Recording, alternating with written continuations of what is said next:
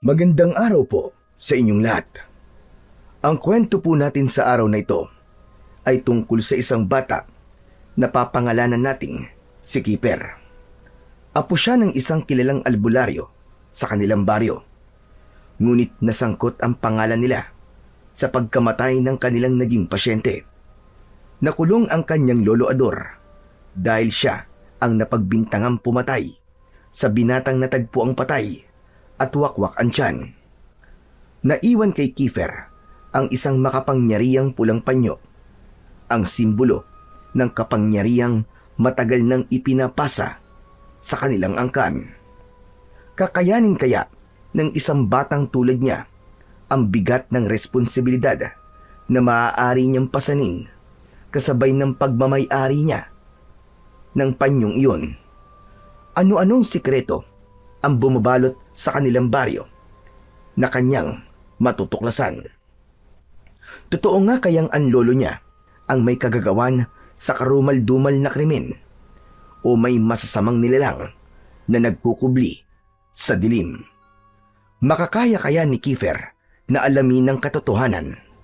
Malilinis pa kaya ang kanilang pangalan? At handa na ba siya sa mga tungkuling maiaatang sa kanyang balikat? Handa na ba siyang makakita ng duwende, ng aswang, at iba pa? Ngunit bago po ang lahat mga idol, huwag po nating kalimutan mag-subscribe at i-hit ang notification bell sa aking YouTube channel na The Voice Addict at Apong Isaak para sa mas marami pang makapigil hiningang kwentong aswang at katatakutan mula sa mundo ng kababalaghan. Umpisahan na po natin ang kwento. Hawakan mo ng mahigpit yung lubid, Kiefer! Huwag mong pakakawalan kahit na anong mangyari! Habang sinasabi ito ni Lolo Ador, hindi mapalagay ang batang si Kiefer habang hawak ang lubid sa kanyang kamay. Natatakot siya pero hindi siya nagpapahalata sa kanyang Lolo Ador. May pasyente kasi ito ng gabing yon. Isang lalaking hinawaan ng aswang. Sa gitna ng sala, naroon ang lalaking yon. Nakagapos sa upuang kawayan. Pawisan, nangingisay, at halos mamunti na ang mga mata. Lumalabas ang ngipin, mahahaba at matutulis. Pilit itong kumakawala sa pagkakatali.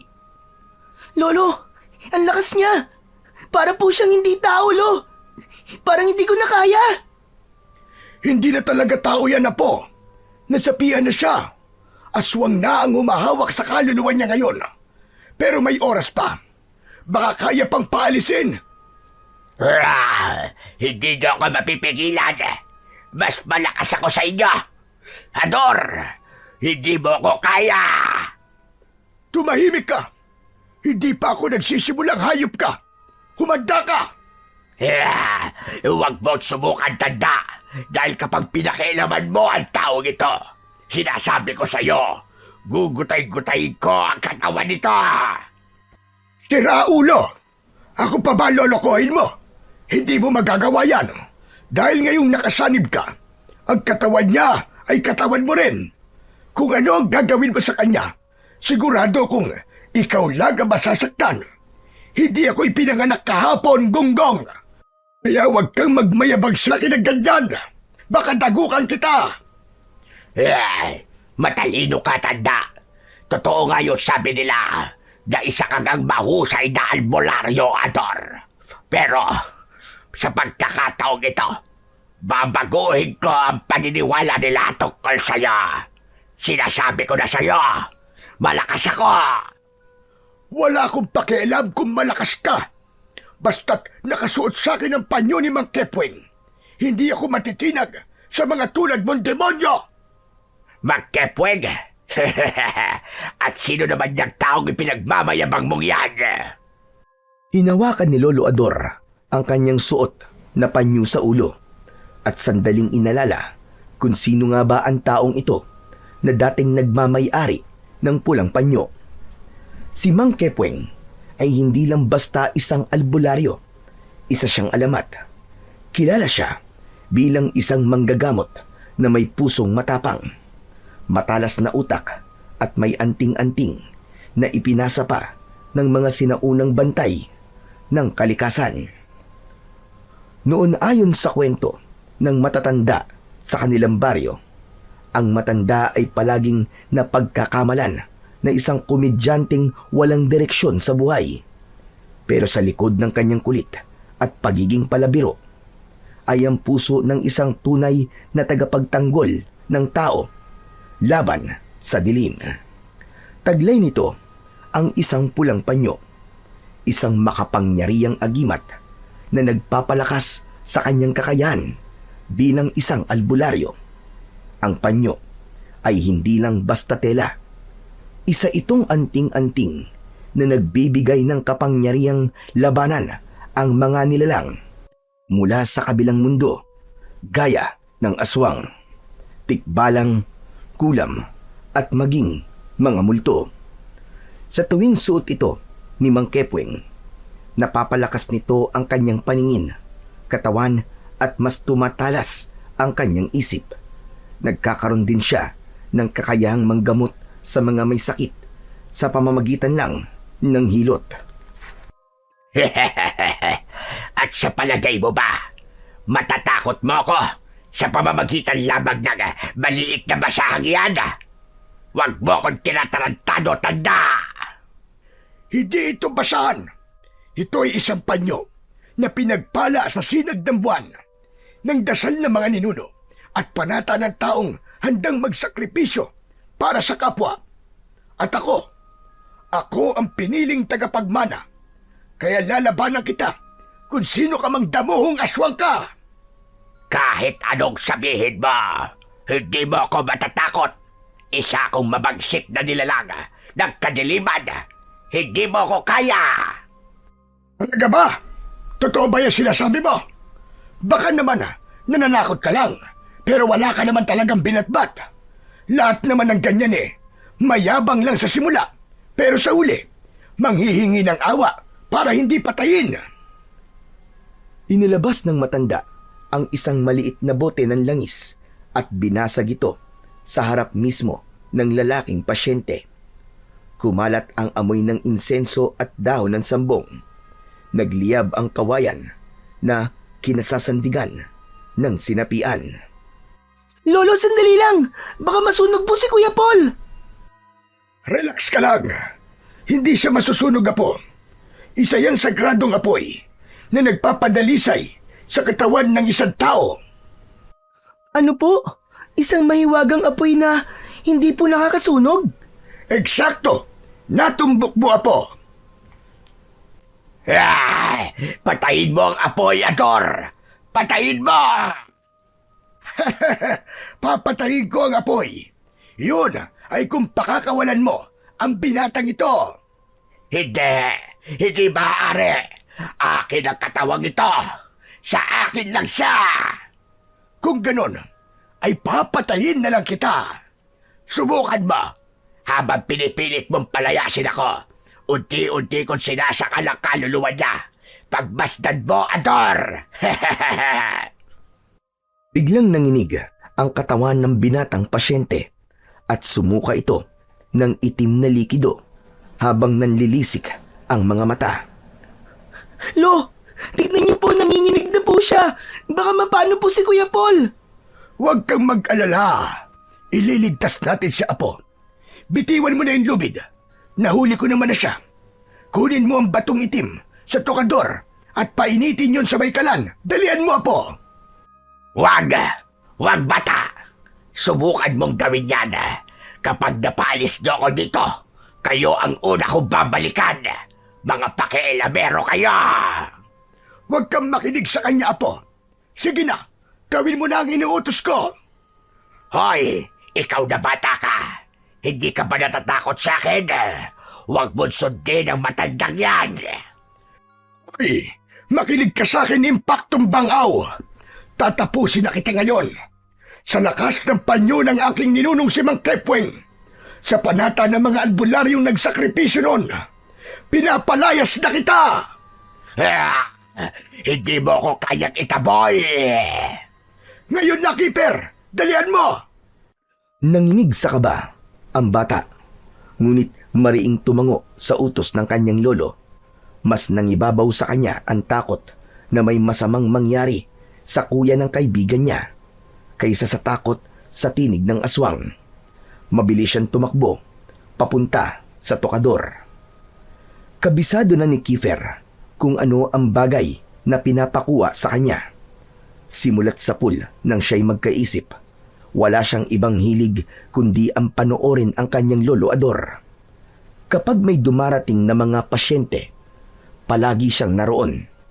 Tahimik lang na nakatayo. Hindi nakakaligtas sa kanyang mga mata ang bawat kilos ng kanyang lolo, kung paano ito manggamot, kung paano ito magparusa sa mga nahuhuling sumasanib na mangkukulam at mga aswang.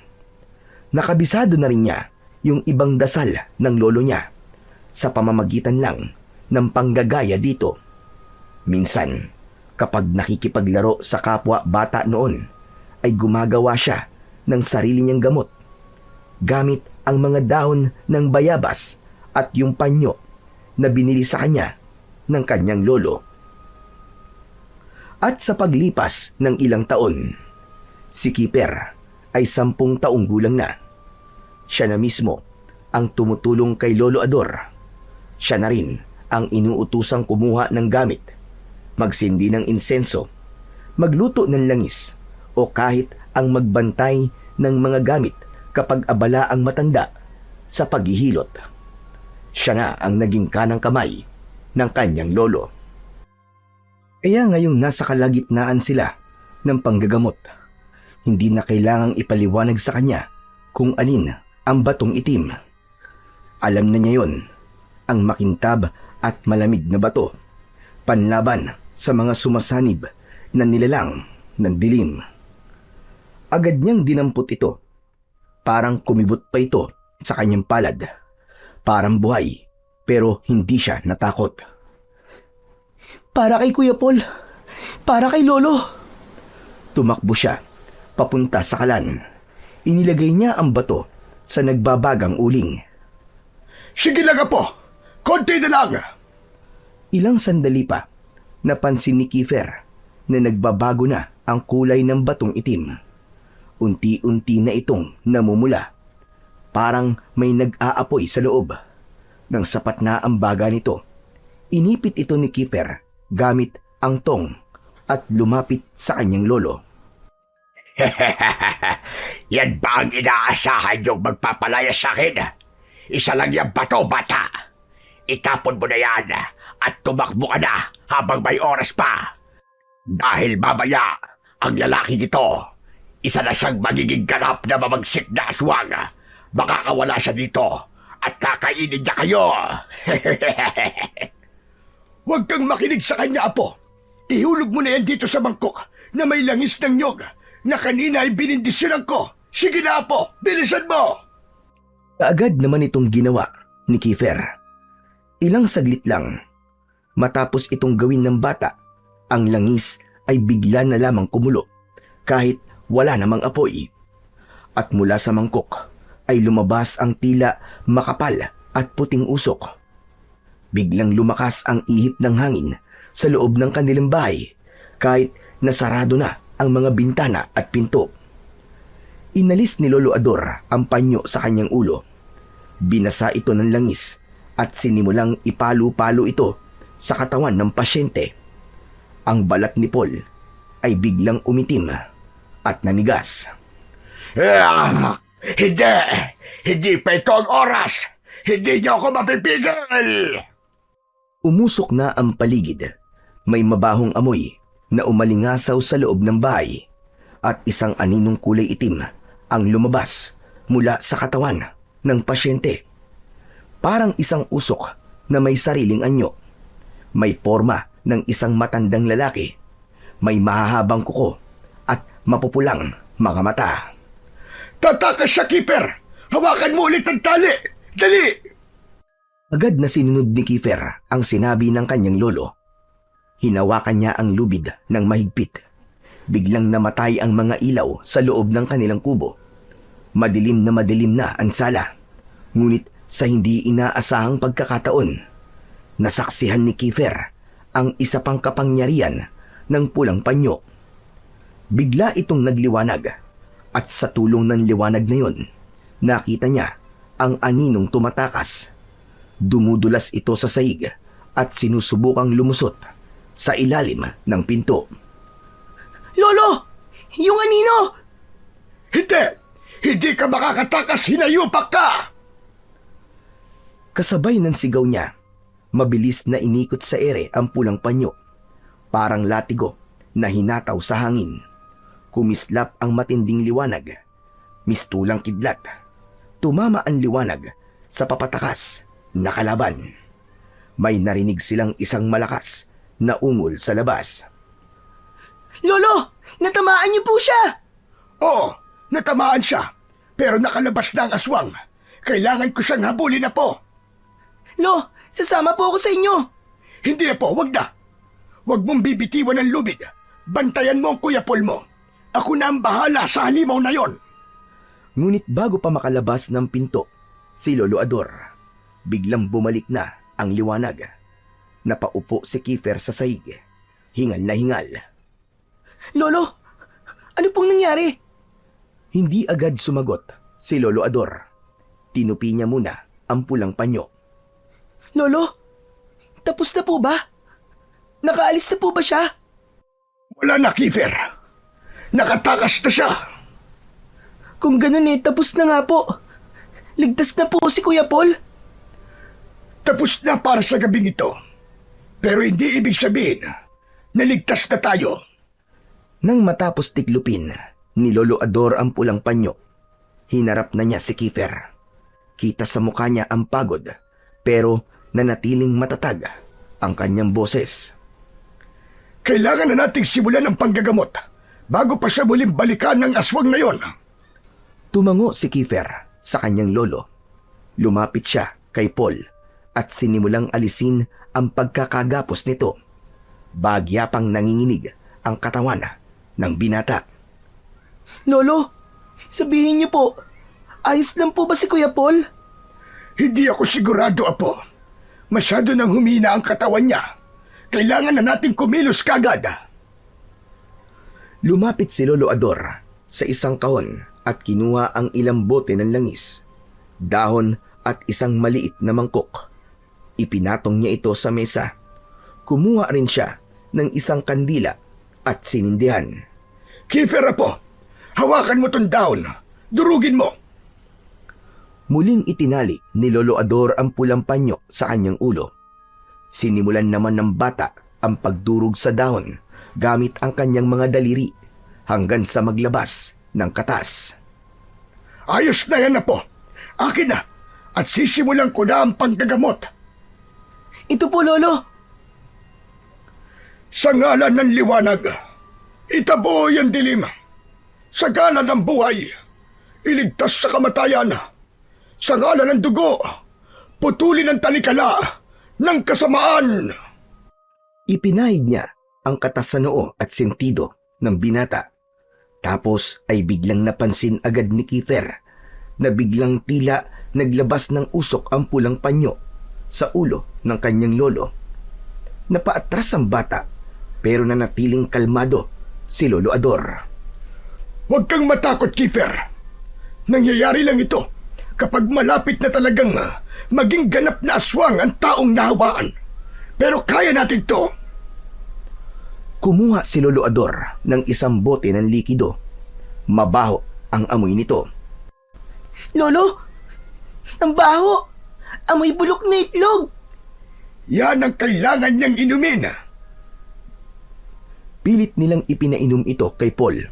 Sa unay, wala itong naging reaksyon. Pero makalipas ang ilang minuto, nagsimulang kumibot ang katawan ng binata. Umuungol siya. Tumirik ang mga mata at nagsimulang magsuka. Lumabas sa kanyang bibig ang kulay itim at mabahong likido. May mga tila uod pang gumagalaw. Napaatras si Kiefer. Lolo! Hala! Ano po yan? Yan ang kinain niya. Hindi niya alam. Ang ulam na inabot sa kanya ay may laway ng aswang. Doon nagsimula ang lahat. Patuloy sa pagsusuka ang binata. Parang hindi mauubusan.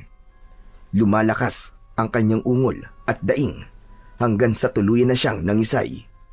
Nahulog siya sa sahig, nanginginig hanggang sa nawalan ng ulirat. Lolo, naimatay si Kuya Paul. Anong gagawin natin? Agad na lumapit si Lolo Ador para suriin ang pulso ng binata.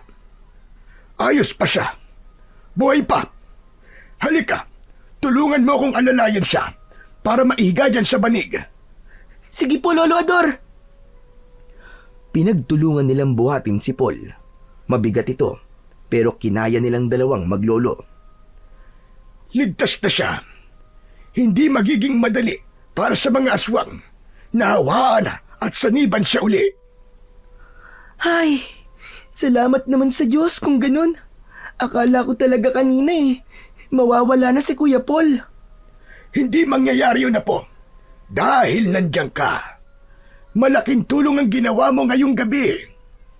Wala po yun, Lolo. Kawawa naman po kasi ang kaibigan kong si Jano kung mamamatay po ang kuya niya.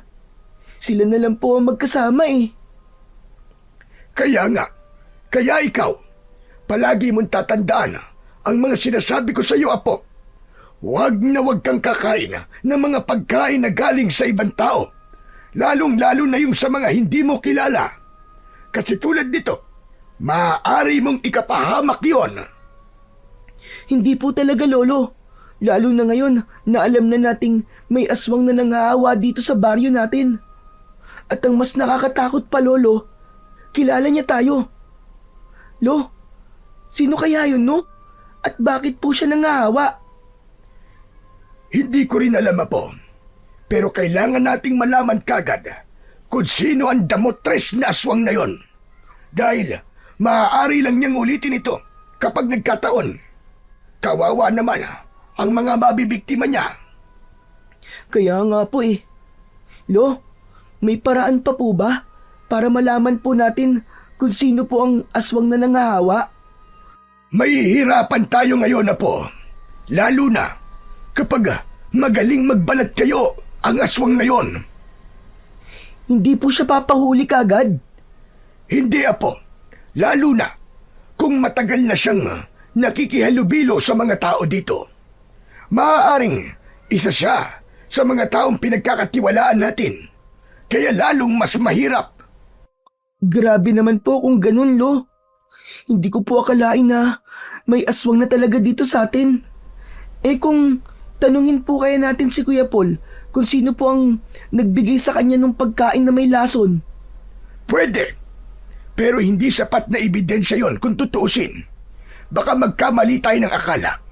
Pero maaari nating gawin yung simula. Doon tayo magsimulang mag-imbestiga. Pwede po ba tayong gumawa ng paraan para mahuli siya, Lo? Yung bang parang gagawa po tayo ng bitag? May mga lumang paraan pa. Ang mga katulad kong albularyo. Pero kailangan nating mag-ingat. Hindi natin alam kung gaano siya kalakas, Apo. Lolo, ano pong ibig niyong sabihin? Hindi lang basta karaniwang aswang ang kaharap natin. Nararamdaman ko, malakas siya. At marunong siyang gumamit ng itim na mahika. Kaya kahit ako, kailangan ko munang maghanda. Lo, ano pong kailangan nating gawin ngayon? Magbabantay muna tayo, Apo. Pero bago ang lahat, magpahinga na muna tayo. Bukas na lang natin ito itutuloy. Sige po, Lolo. Papasok na po ako sa kwarto ko. Muling napasulyap si Kiefer kay Paul. Nakahiga pa rin ito at tila mahimbing na natutulog. Napangiti siya nang makitang bumalik na sa dati ang kulay ng balat nito. Wala na rin itong mga pangil. Banayad na rin ang paghinga nito. Ilang saglit pa ay nilingon niya ang kanyang lolo Ador na abala na sa pagliligpit ng kanyang mga gamit. Maingat na isinisilid ang mga ito sa kanyang mga lagayan. Bumalik na ang katahimikan. Payapa na ulit ang loob ng kanilang kubo. Napangiti ang bata. Masaya siya sa kanilang naging tagumpay sa araw na yon. Napayuko siya. Tahimik na nanalangin sa Panginoon na sana ay wala ng ibang mabiktima ang aswang na yon. Sa isip niya, simula bukas ay uumpisa na niya ang paghahanap ng aswang. Hindi na siya papayag na may masaktan pang iba. Pumasok na siya sa kanyang kwarto at natulog pagkatapos. Kinabukasan, maagang nagising si Kiefer. Tahimik ang buong bahay habang bumabangon siya mula sa banig. Nagsuot siya ng tsinelas at dahan-dahang lumabas. Pagbukas niya ng pintuan, nakita niya si Lolo Ador na nakaupo sa maliit nilang balkon. May hawak itong umuusok na tasa ng kape. Magandang umaga po, Lolo. Nasaan na po si Kuya Paul? Wala na po siya sa sala? Nako, nakauwi na Apo. Nang magising kanina nagpumilit na umuwi dahil wala daw kasama ang kapatid niya. Total, papasikat na ang araw kanina. Kaya hinayaan ko na. Kaya naman na niya Tumango si Kiefer. Medyo gumaan ang pakiramdam niya. Tumabi siya sa kanyang lolo at sabay nilang pinagmasdan ang buong paligid. Medyo makulimlim ang langit at tila nagbabadya ang pagbagsak ng ulan. Makapal din ang hamog na siyang nakadagdag ng lamig sa paligid. Tahimik lang silang dalawang maglolo. Pero maya-maya, ang katahimikang yon ay biglang nabulabog ng isang malakas na sigaw. Napalingon si Kiefer at napatayo naman si Lolo Ador. Lo, ano po yun? Hindi na sumagot ang matanda. Mabilis itong naglakad palabas ng bakuran. Sumunod kagad si Kiefer. Nagsisilabasa na rin ang mga kapitbahay at sinundan ng isang lalaking sumisigaw. May nakita raw na bangkay sa gilid ng kalsada. Pagdating nila sa lugar, nakita nilang may nagkukumpulang mga tao. Agad nilang nakita ang dahilan ng kaguluhan. Isang bangkay nga ang nakahandusay sa daan. Wakwak ang tiyan. Kita ang mga lamang loob at puno ng dugo ang paligid. Halos hindi makapaniwala si Kiefer sa kanyang nakita. Natigilan siya. Napakuyom ang kanyang mga kamao. Parang binagsakan ng langit ang maglolo nang makilala ang bangkay. Lo, paano itong nangyari? Hindi agad nakasagot si Lolo Ador. Hindi ito makapaniwala sa kanyang mga nakikita. Tinignan niya ng mabuti ang bangkay. Tila sinadya lang itong patayin. Hindi kinain. Hindi sinaid ng kung sino man ang dugo. Parang nilaslas lang ang tiyan ng binata at saka iniwan at hinayaang mamatay. Hindi! Ano to? Ang kuya ko! Kuya Paul! Kuya Paul, ba't mo ako iniwan? Ba't ka namatay, Kuya Paul? Napalingon si Kiefer sa taong nagsalita. Ang kaibigan niyang si Janong. Umiiyak ito at patakbong lumapit sa bangkay. Nang makalapit, napaluhod siya sa tabi ni Paul at niyakap ang dugo ang bangkay ng kanyang kapatid. Kuya! Kuya, gumising ka! Bakit? Bakit mo ko iniwan, Kuya? Paano na ako ngayon? Tuloy-tuloy ang iyak ni Janong. Nang makita niya si Lolo Ador at Kiefer, bigla siyang tumayo at sumigaw. Kayo! Kayo ang kasama niya kagabi, di ba? Anong ginawa niyo sa kuya ko? Akala ko ba gagamatin mo siya, Lolo Ador? Oo, kami nga ang kasama niya buong magdamag, Janong.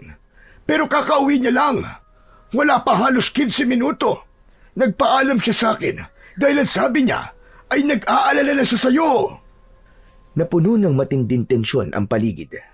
Nanginginig sa galit si Janong habang nakatitig ng masama kay Lolo Ador. Ang sabi niyo sa akin, gagamutin niyo ang kuya ko.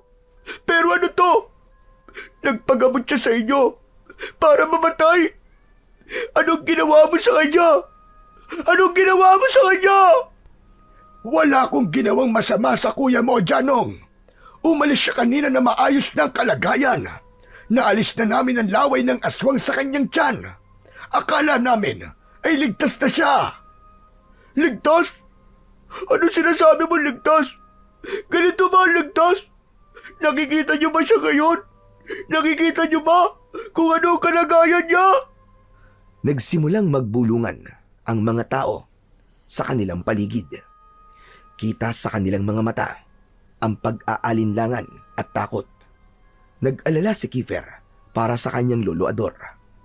Alam niyang walang masamang ginawa ang matanda, ngunit ramdam niyang unti-unti nang nawawala ang tiwala ng mga tao. Huwag mong pagbintangan ng lolo ko, Janong. Hindi niya magagawang saktan si Kuya Paul. Kasama niya ako kagabi habang ginagamot ang kuya mo. Wala kaming ginawang masama sa kanya, maniwala ka. Lalong hindi kami ang gumawa ng karumal-dumal na pagpatay sa kanya. Sinabi ko bang kayo? Bakit parang masyado ka namang nagpapaliwanag, Keeper? Sinasabi ko lang kung ano ang nangyari kagabi, Janong. Tama na! Walang mangyayari kung magbabangayan lang tayo dito. Sinasabi ko na sa inyo, hindi ako ang may gawa nito. Kung alam ko lang na mangyayari ito sa kanya, hindi ko na sana siya pinayagan kanina na umuwi. Maaaring tinambangan siya ng aswang dito at sinadyang pinatay. Naglakad palapit si Lolo Ador kay Janong. Ramdam niyang puno ng paghihirap ang puso ng bata. Hinawakan niya ito sa balikat. Hindi ko intensyon na mapahamak ang kapatid mo, Janong. Lahat ng kaya kong gawin, ginawa ko na kagabi. Hindi ko gustong mangyari ito sa kanya. Hayaan mo, tutulong ako para maharap ang tunay na may gawa nito. Pagbabayarin natin siya sa ginawa niya sa kuya mo. Tama na! Hindi ko kailangan ng tulong mo! Umalis na kayo! Umalis na kayo! Napaatras si Lolo Ador sa lakas ng sigaw na yon ni Janong. Kita sa kanyang muka ang lungkot at panghihinayang. Pero tumango siya bilang paggalang sa nararamdaman ng bata. Tumalikod na siya. Ngunit bago pa siya tuluyang lumayo, nagsalita ang batang si Kiefer. Janong, hindi lang ikaw ang nawalan. Kuya na rin ang turing ko kay Kuya Paul. Mahal na mahal namin ang kuya mo. Wala kaming ibang hangad, kundi ang mapagaling siya. Pero hindi talaga namin inaasahan to. Kung totoo yan sinasabi niyo, bakit niyo siya inayaang mamatay? Hindi ka ba nakakaintindi, Janong?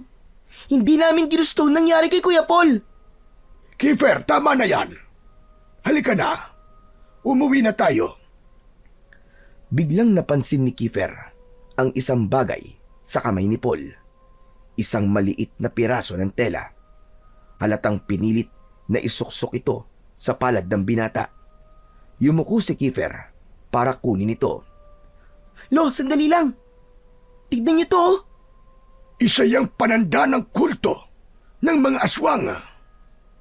Po, ano pong ibig niyo sabihin, Lolo Ador? Mukhang sinadya nga ang pagpatay. May gusto silang iparating. Isang babala. Babala ng ano? Ano ba sinasabi niyo? Isang gera. Isang malawakang pagsadakay. May kulto na ng mga aswang dito sa baryo. Mga sinungaling! Ang galing niyong gumawa ng kwento para lang mapagtakpan ang ginawa niyo sa kuya ko. Umanda talaga kayo, Lolo Ador. Kayo ang mananagot nito. Kung ayaw mo maniwala, ayos lang sa akin. Kaya kong depensa ang sarili ko laban sa mga paratang mo. Hindi ako pumatay sa kuya mo. Hindi ako. Pues patunayan niyo. Patunayan niyong wala kayong kasalanan. Umalis na ang maglolo. Naglakad na sila pabalik ng kanilang bahay. Hindi makapaniwala si Kiefer sa lahat ng mga nangyari. Habang naglalakad sila pauwi, napatingin ng bata sa kanyang lolo. Kita niya ang lungkot sa mukha nito. Hindi ito nagsasalita. Tahimik lang itong naglalakad. Pagdating nila ng bahay, naupo si Lolo Ador sa kanilang bangko sa loob ng sala. Umupo si Kiefer sa tabi niya. Lo, paano na po? Ano pong gagawin natin ngayon? Hindi ko rin alam, Apo.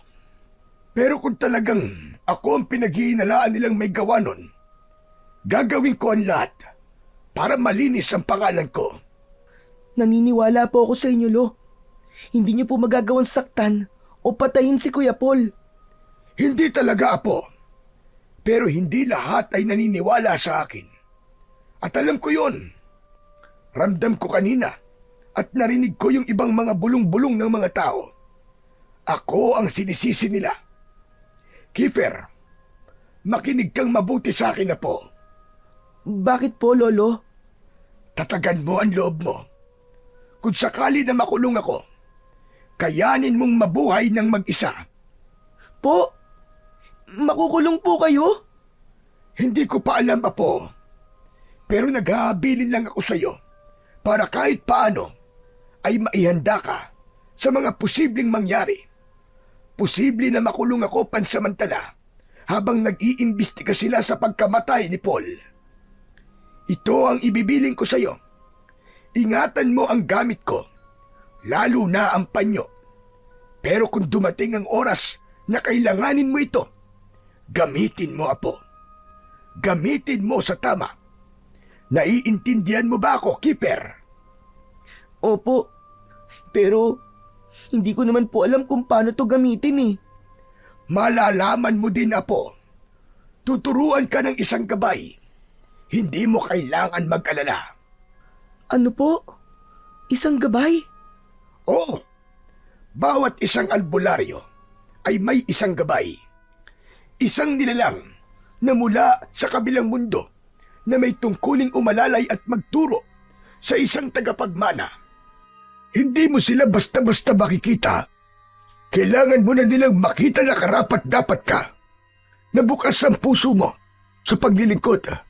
Hindi sa kapangyarihan, kundi sa mabuting layunin na makatulong sa kapwa. No, ayoko po. Natatakot ako. Baka hindi ko po kayanin eh. Matagal na kitang naihanda sa mga ganitong pagkakataon na po. Pero Lo, bata pa po ako. Bata ka pa? Oo, pero kakayanin mo ito, Apo. Ang kapangyarihan ng panyo ay malakas at kayang pumuksan ng mga kaaway na galing sa dilim. Huwag kang panghinaan ng loob. Darating sila. Darating ang mga kaaway. Sigurado ko. Kailangan ng tagapagligtas. Kailangan ka ng buong baryo. May tiwala ako sa iyo, Apo. Kailangan? Ikaw po ang kailangan nila, Lolo. Kung ipapakulong ka po nila, wala po akong gagawin. Hayaan ko sila. Sila naman ang may kasalanan eh. Bakit kayo papakulong eh? Wala ka naman pong kasalanan. Makinig ka, Apo. Likas na sa tao ang maging mapanghusga. Ganun talaga, Apo. Pero hayaan mo, sisikapin kong hindi mangyaring makulong ako para mailigtas natin ang baryo laban sa mga aswang. Lumapit si Lolo Ador at dahan-dahang ipinatong ang kamay sa balikat ni Kiefer. Sa oras na mawala ako, Apo, ikaw ang magpapatuloy. Sa ayaw at sa gusto mo, ikaw ang itinakda. Nananalaytay sa dugo mo ang dugo ng ating mga ninuno.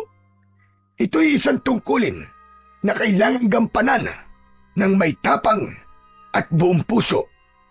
Kung yan po ang sabi niyo, Lo, gagawin ko po ang makakaya ko. Sa labas ng kubo, biglang umihip ang isang malakas na hangin. Napalingon si Kiefer sa may pintuan. Sa gilid ng kanyang mga mata, tila may aninong dumaan. Agad siyang naglakad palabas, ngunit wala namang tao. Bakit? Ano yun, Apo? Kasi Lo, para pong may tao kanina eh. Malakas ang pakiramdam mo. Bakit po kayo tumatawa, Lo? May nakakatawa po ba sa sitwasyon natin ngayon? Wala naman, Apo. Pero kasi, para kung nakikita ang sarili ko sa iyo, Apo, nung ganyang edad din ako. Pareho tayo. Malakas ang pakiramdam. Talaga po? Oo. Ay, siya nga pala. Gusto ko palang sabihin sa iyo na mag-iingat ka kung sakali. May mga tenga at mata ang aswang. Naniniwala kong hindi sila takot sa araw. Matuto kang magbasa ng mga senyales. Gamitin mo ang lakas ng iyong pakiramdam. Opo, Lolo. Kung sakali mang kunin ka po ng mga pulis, uumpisahan ko pa rin yung paghahanap sa aswang na yun.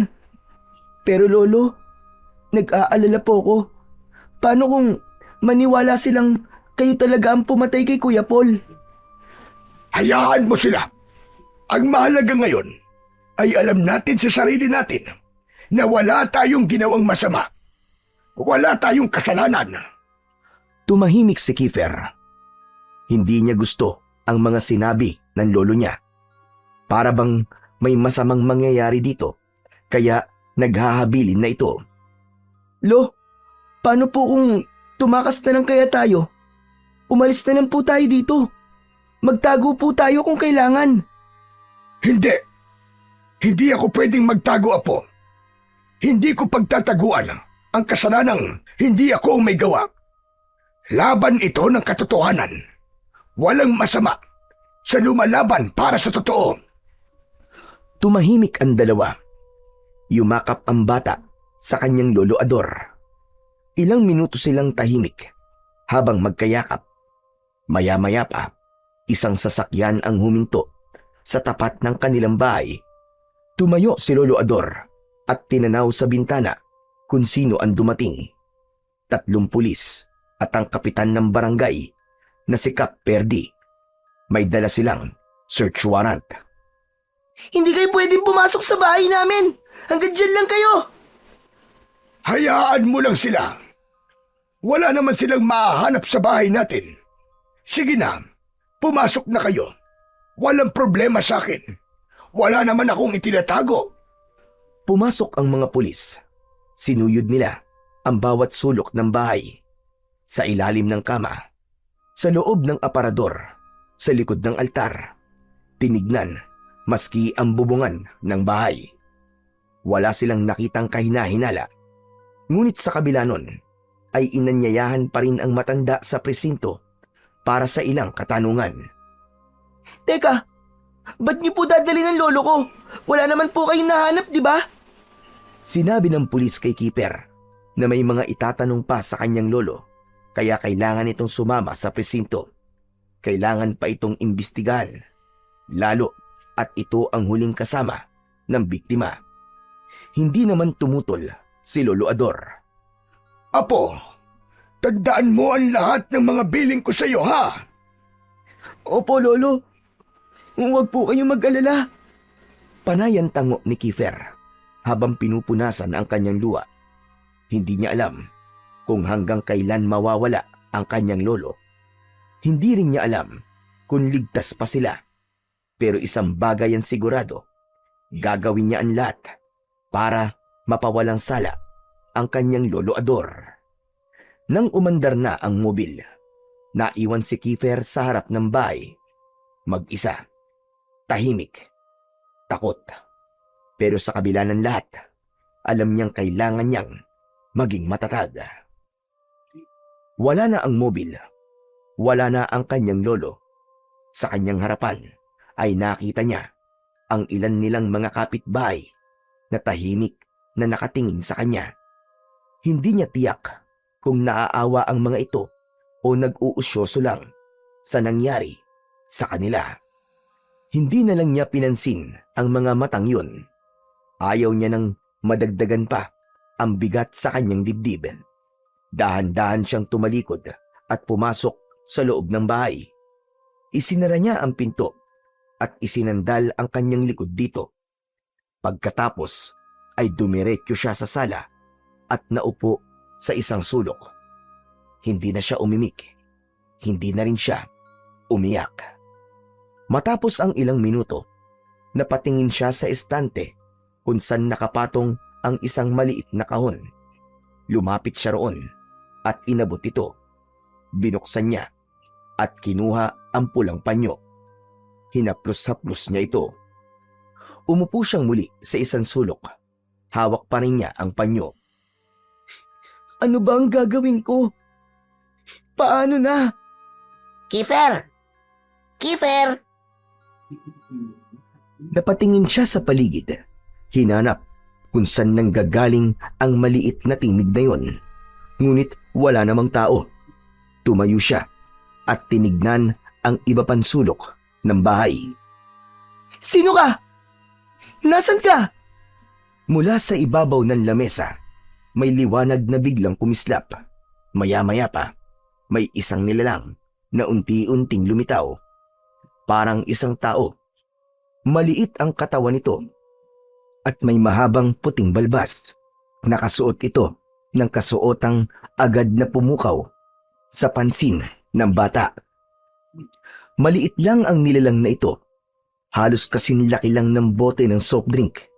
Pero ang ayos niya ay parang mas elegante pa sa isang taong mayaman. Meron siyang suot na mahaba at makintab na Amerikana na kulay esmeralda. May mga bordang kulay ginto sa laylayan.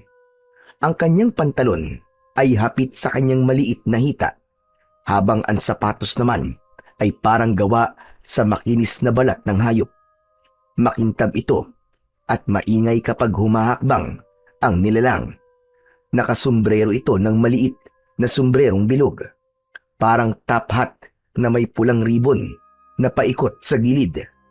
Sa ilalim ng sombrero, makikita ang kanyang puting buhok na medyo magulo pero mukhang sinadyang ayusin sa ganong estilo.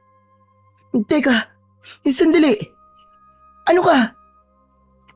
Ako ang iyong gabay. Hindi. Hindi ako naniniwala sa'yo. At bakit naman? Sabi ni Lolo, ang mga gabay hindi basta-basta nagpapakita. Hindi nga. Tama ka. Totoo naman ang sinabi ng lolo mo. Pero hindi sa lahat ng pagkakataon ay dapat ganon. Alam mo, ako talaga ang iyong gabay. Ako ang nakaata sa iyo at gusto kong simulan ito sa kakaibang paraan. Anong sinasabi mo? Anong paraan? Teka, huwag ka lalapit sa akin ha. Hindi kita kilala. Hindi ko alam kung pagkakatiwalaan ba kita. Natural lang na magduda ka, kaibigan. Pero hawak mo ngayon ang pulang panyo. Isa yung anting-anting na may taglay na malakas na kapangyarihan. At ako bilang gabay mo ay konektado sa bagay na yan. Hindi mo pa siguro nararamdaman. Pero dahan-dahan nang lumalabas ang iyong mga kakayahan bilang bagong tagapagmana. Ako? Tagapagmana? Buhay pa si Lolo eh. At siya pa lang ang tunay na tagapagmayari ng bagay na to. Hindi na ngayon. Ikaw na ang bagong tagapag-alaga, Keeper. Maniwala ka. Ikaw na. Napaupo si Kiefer. Binaba niya ang panyo sa kanyang kandungan habang pinagmamasdan ang maliit na nilalang. Ako nga pala si Munad. At huwag kang mag-alala. Hindi ako masungit gaya ng ibang gabay. Gusto ko lang makatulog. At gusto kong may connection tayo bilang bagong magkaibigan. Ano ka mo? Kaibigan? Tayong dalawa? Oo. Bakit? Ayaw mo ba? Hindi naman sa ayaw. Pero kasi, naguguluhan ako eh. Kung ikaw ang gabay ko, bakit mo sinuway ang nakagawian ng mga gabay? Kasi, iba ako at iba ka. Hindi ba pwedeng maging pasaway paminsan-minsan? At saka, gusto ko rin maiba naman ang takbo ng kwento. Ang boring kasi eh. Napangiti si Kiefer. Doon pa lang, unti-unti na siyang nagtitiwala sa maliit na nilalang. O sige, kung totoong gabay ka, anong dapat kong unang malaman? Makinig ka mabuti. Ang una mong dapat malaman ay kung sino ang tunay na pumatay sa mortal. Paano? Mamayang gabi, dadaling kita sa isang lugar. Pero kailangan mong maniwala at magtiwala. Kailangan mong maging bukas sa maraming bagay, Kiefer. Lalo na sa mga kakaibang bagay. Ready ako, no? Para kay Lolo at para sa baryong to, Bulan. Gagawin ko ang lahat para malaman kung sino ang tunay na may kasalanan. Sige na, magpahinga ka na muna. Mahaba ang gabi mamaya. Kailangan mo ng lakas. Tumango si Kiefer. Muli siyang napasulyap sa pulang panyo at marahang inilagay ito sa kanyang ulo. Nahiga siya sa banig na nasa sala. Sa tabi niya si Bulan ay nahiga rin. Kinagabihan, ginising si Kiefer ng marahang pagyugyug ni Bulan. Gising na, Kiefer. Ito na ang tamang oras. Tumayo ka na dyan. Dumilat si Kiefer at agad na bumangon. Nagulat pa siya nang makitang madilim na ang paligid. Tanging ang panyo na nasa kanyang ulo ang nagbigay ng liwanag sa loob ng bahay. Daan-daan silang lumabas. Habang sila'y naglalakad, naramdaman ng bata na malamig ang simoy ng hangin. Wala ni isang tao sa kalsada. Makalipas pa ang ilang minuto, narating nila ang isang malawak na sagingan na pagmamay-ari ng kanilang kapitan. Tahimik doon at madilim. Teka, sandali lang. Anong ginagawa natin dito, Bulan? Dito na tayo. Ano? Bakit dito mo ko dinala? Anong meron dito? Hawakan mo ang panyo sa ulo mo. Tapos ay ibulog mong kailangan mo ng tagabulag. Ha? Tagabulag? Para sa naman yun? Para hindi ka makita ng mga kalaban. Gusto mong malaman kung sino ang mga aswang dito sa inyo, di ba? Hindi na nakapagsalita si Kiefer. Maigpit niyang hinawakan ng pulang panyo. Pumikit siya at mahina niyang binigkas ang sinabi ni Bulan. Pulang panyo. Gawin mo akong invisible. Bigla siyang may naramdamang malamig na hangin na parang bumalot sa kanyang buong katawan. Tumingin siya sa kanyang mga kamay. Namangha siya nang makitang unti-unti itong nawawala. Parang usok na unti-unting inaagnas ng hangin. Napatingin siya sa kanyang mga paa at ganun din ang nangyayari. Naglaho na rin ang kanyang anino sa lupa. Hindi siya nasaktan. Wala siyang naramdamang anuman. Huwag kang matakot. Hindi ka nawawala. Invisible ka lang. Gumana na ang tagabulag sa'yo. Ibig sabihin, para na akong multo nito, Bulan. Hindi na ako nakikita. Masanay ka na, Kiefer. Ganyan talaga kapag may hawak kang makapangyarihang bagay. Lalo na ang pulang panyo na yan. Pinoprotektahan ka nito. Napangiti si Kiefer. Manghang-mangha siya sa kapangyarihang taglay ng kanyang anting-anting. Wow! Ang galing! Ayos to ah! Sabi ko na sa iyo eh. Magaling yata ang panyo ng lolo ng lolo ng lolo ng lolo mo. Ang dami namang lolo nun. Pero astig, hindi ko alam na may ganitong kapangyarihan ng panyo ni Lolo na nagiging invisible. May iba't ibang kapangyarihan ng anting-anting na yan. Depende sa kung sino ang tagapangalaga sa kanya. At ikaw, Kiefer, ikaw ay may kakayahang maglaho sa paningin ng iyong mga kaaway. Ngayon, kailangan na nating magbanman. Tahimik ka lang ha. Huwag kang lilikha ng anumang klase ng ingay. Kung kinakailangan huwag kang kumilos, huwag kang kikilos. Matalas ang pakiramdam ng mga aswang. Maaaring hindi ka nila makita, pero kaya ka nilang maramdaman kung hindi ka mag-iingat.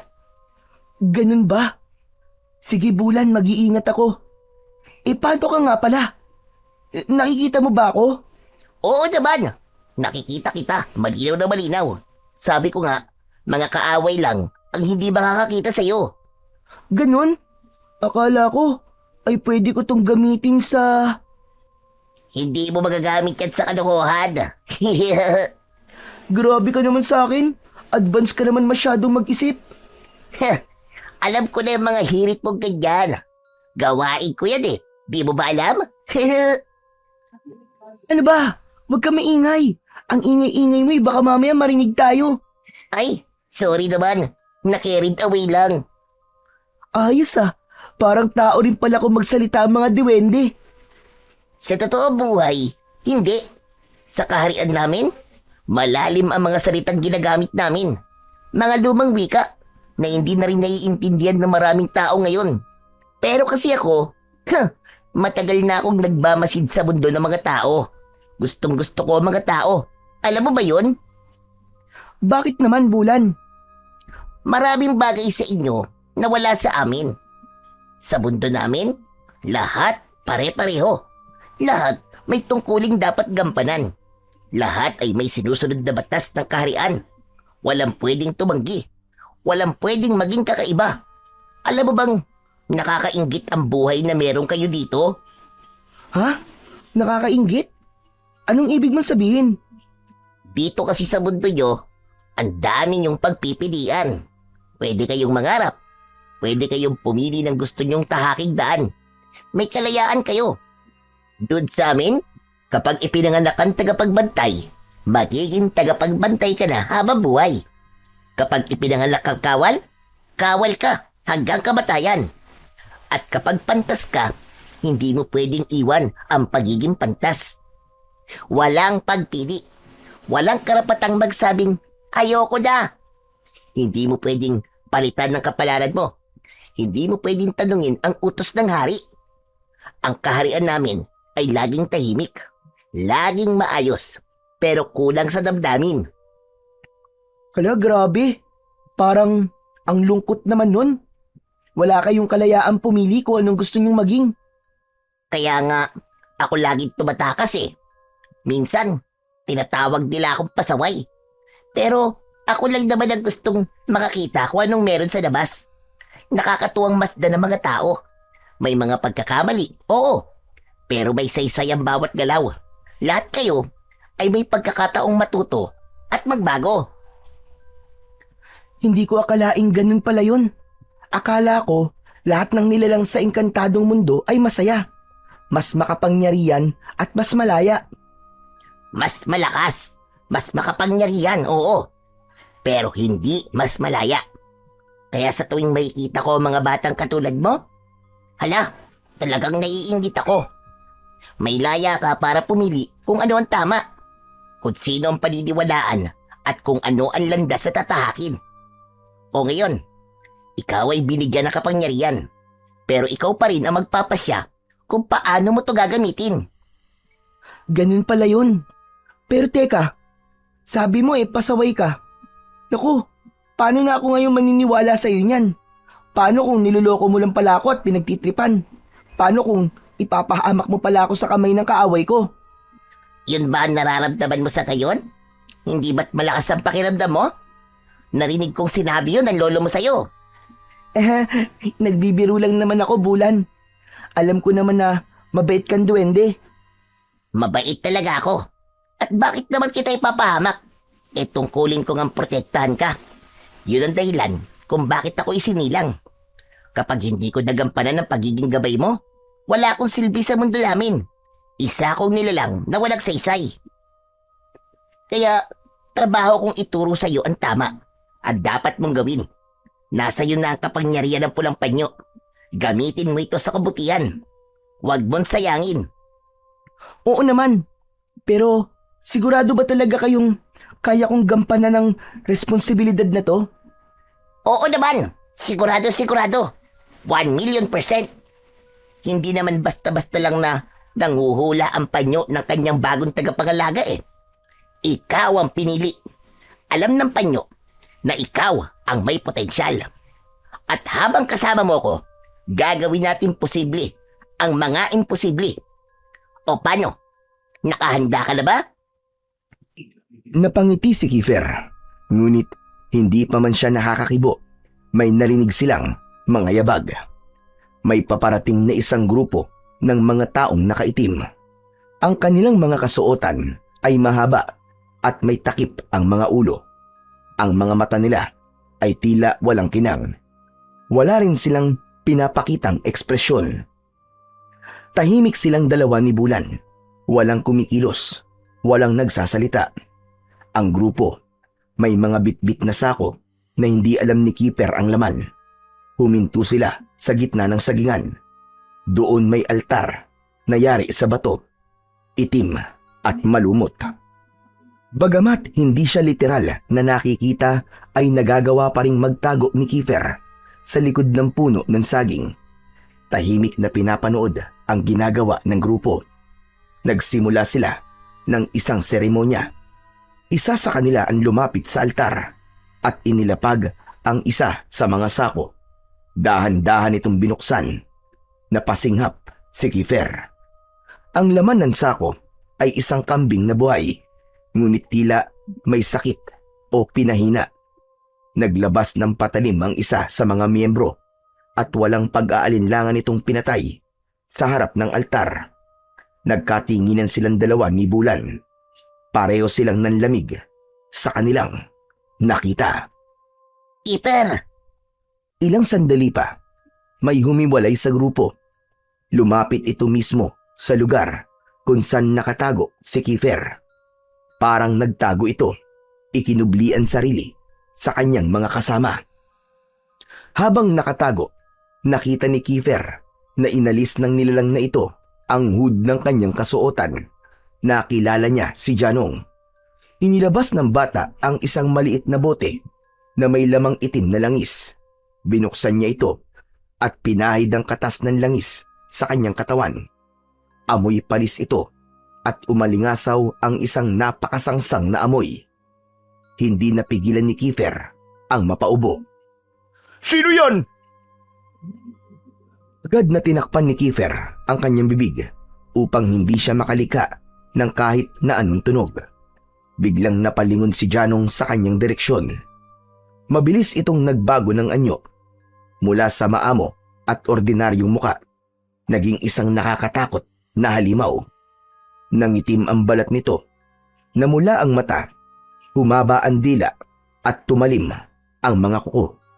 Para itong mabangis na hayop na gutom at uhaw sa dugo.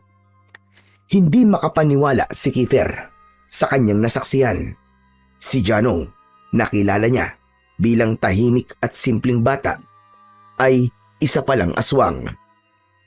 Dahan-dahang lumapit ang halimaw sa kinaroroonan ni Keeper.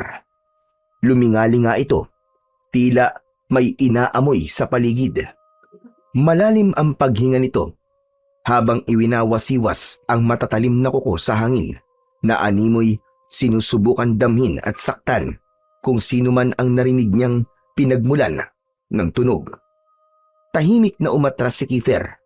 Pilit pinipigil ang malakas na kabog ng kanyang dibdib. Halos hindi na siya humihinga. Ilang pulgada na lang ang layo nila sa isa't isa. Magkaharap na halos ang kanilang muka. Ngunit biglang natigilan si Janong nang may narinig siyang tumahol. Isang maliit na aso ang lumabas mula sa likod ng isang puno at tumakbo papalapit kay Keeper. Napangisi si Janong, isang ngising punong-puno ng kasamaan. Agad niyang dinampot ang aso at walang pag-aalinlangang sinunggaban nito. Narinig ni Keeper ang paglagutok ng mga buto at ang pag-iyak ng walang kalaban-labang hayop. Kinain ito ng buhay ni Janong. Naluwa si Keeper sa kanyang nakita. Hindi niya akalaing ganito na ang sinapit ng kanyang kaibigan. Isa na talaga itong halimaw na hayok sa laman. Matapos ang nakakakilabot na tagpo, nagbalik si Janong sa grupo. Humarap ito sa altar. Saka lamang nakahinga si Keeper nang wala na sa tabi niya ang batang aswang. Ang mga nilalang na kasama ni Janong ay nagsimula ng manalangin. Para silang umaawit ng isang kakaibang dasal. Mababa at sabay-sabay ang kanilang tinig. Hindi ito maintindihan ni Kiefer. Para bang sinaunang wika ang kanilang ginagamit. Ang altar naman sa gitna ng sagingan ay may nakapatong na isang malaki at itim na bato. May nakapulupot na pulang tela sa paligid nito at may ilang itim na kandilang nakasindi. Hindi nagtagal nang matapos magdasal ang mga ito, nagsialisa na rin ang mga aswang. Tinatayang 10 o mahigit pa ang bilang nilang lahat. Halos magkakatulad ng anyo at kilos. Nang wala na ang mga aswang, napaupo sa lupa si Kiefer. Nanginginig ang kanyang tuhod dahil sa sobrang nerbiyos. Lumapit si Bulan. Naupo ito sa kanyang tabi. Ngayon ay nakita mo na ang totoo. O paano? Anong reaksyon mo, Kiefer? Hindi ko akalaing si Janong. Isa pala siyang aswang.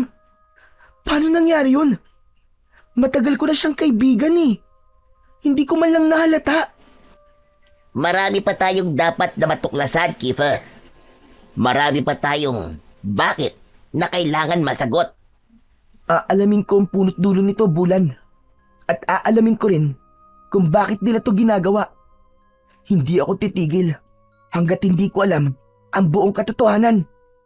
Ikaw na ang bahala sa susunod na akbang.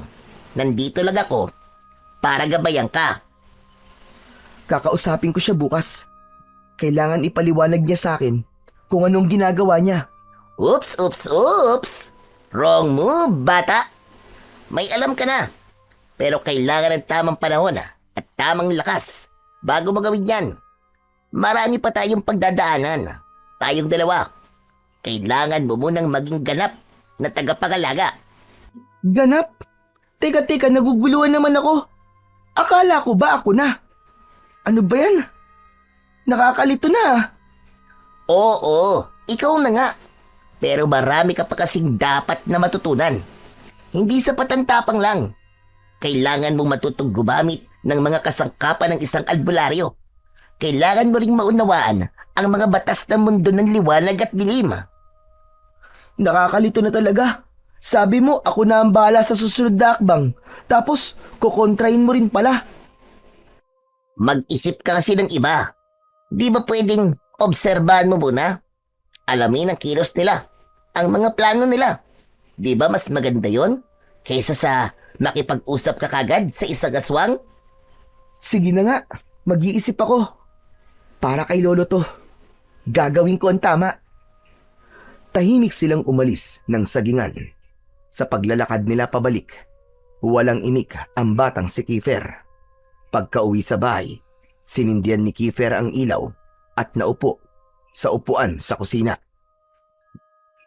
Anong ginagawa mo? Bakit ka tulala? Nag-iisip. Huwag na muna. Magpahinga na muna tayo ulit. Bukas ka na lang ulit mag-isip. Mahaba pa ang laban natin, Kiefer. Tandaan mo yan. Sige na, magpahinga ka na. Tumango si Kiefer.